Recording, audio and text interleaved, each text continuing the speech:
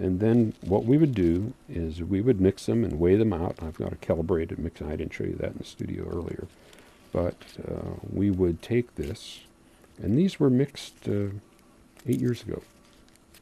Look at this. I keep these in the refrigerator. Didn't show you that. There it is, fresh as it can be. Right there. 8 years ago we mixed this. Eva mixed that for me. And I'm sure that this is building number 4 door. Oh, this is the door. And this was the dark shadows on the castle water. So when you look at the castle, these shadows that are back in here, that's what this color is. That dark shading of that. So there's probably 3 layers of color into that.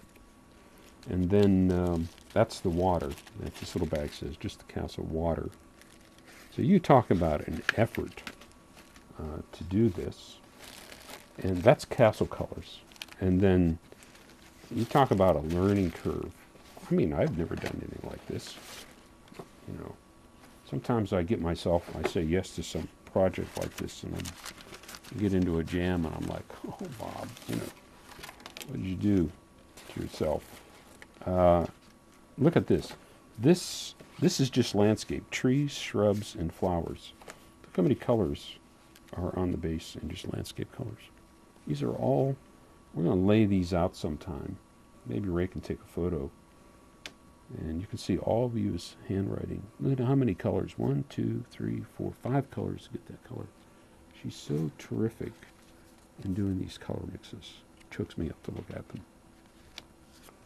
Look at this. This is a Tink Hat shadow. This one came from the Storytime pieces.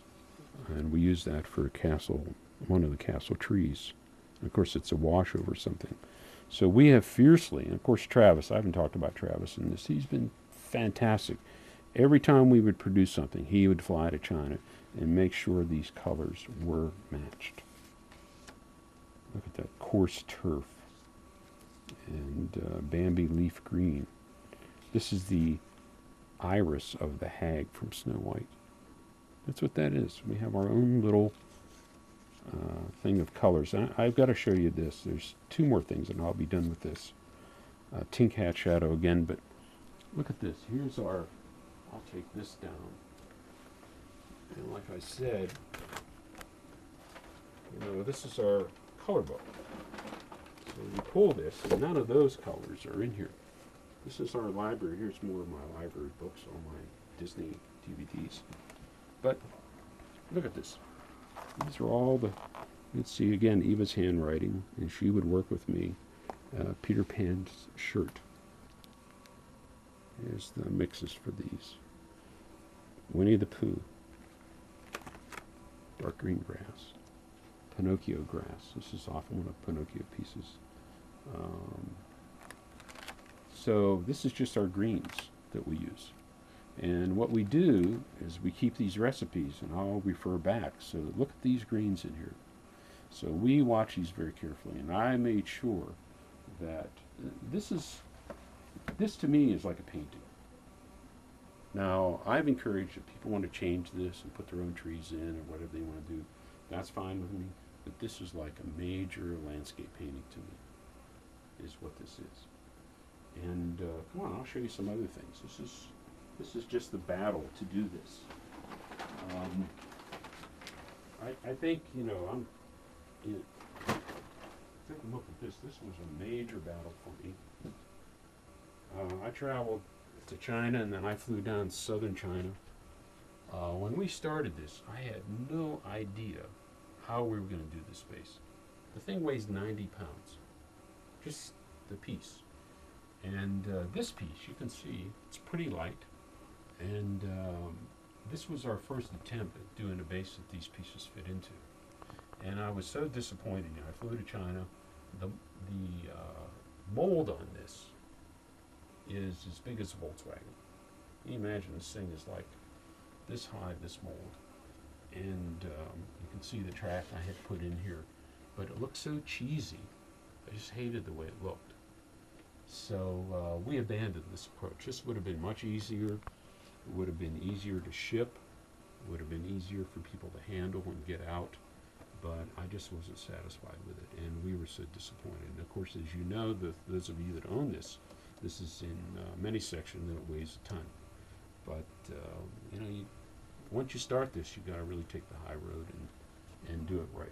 And then the other big thing that I focused on was I was determined, as some of you saw at the early shows, to do a mechanical road. Now, there's guys out there now who are mechanizing this, and I'm so happy to see this. I just love the fact that they're coming in and doing the mechanicals. This was our solution at the time, and this was a great guy that built this road for me. And I didn't want to supply this road. What we thought we would do is he would build these and you could order these from him.